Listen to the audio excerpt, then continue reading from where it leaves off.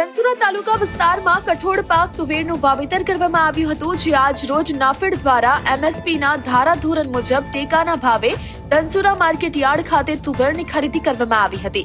જે ખેડૂતોએ અગાઉ નોંધણી કરાવી છે તેવા ખેડૂતોને મેસેજ આવ્યા બાદ આજ રોજ ધનસુરા માર્કેટ યાર્ડ ખાતે નોફેડ અને રાજ્ય સરકારના ધારાધોરણ મુજબ ખરીદી કરવામાં આવી હતી। અરવલ્લી જિલ્લા ફ્રૂટ અને શાકભાજી સંઘના ડિરેક્ટર મહેશભાઈ પટેલ અને સંઘના આસિસ્ટન્ટ મેનેજર ભાનુભાઈ પટેલ અને ખેડૂતોની હાજરીમાં ટેકાના ભાવની ખરીદી શરૂ કરાઈ હતી।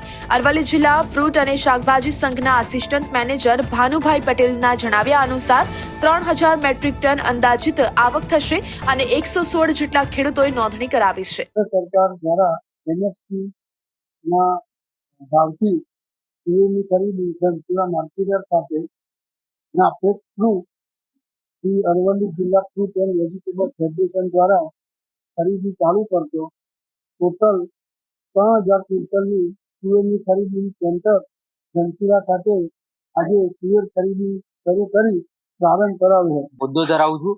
આજ રોજ નાફેડ અને ભારત સરકાર શ્રી તથા ગુજરાત સરકાર શ્રીના આદેશ મુજબ ટેકાના ભાવે તુવરની ખરીદીનું એપીએમસી ધનસુરા ખાતે શુભ મુહૂર્ત કરવામાં આવ્યું।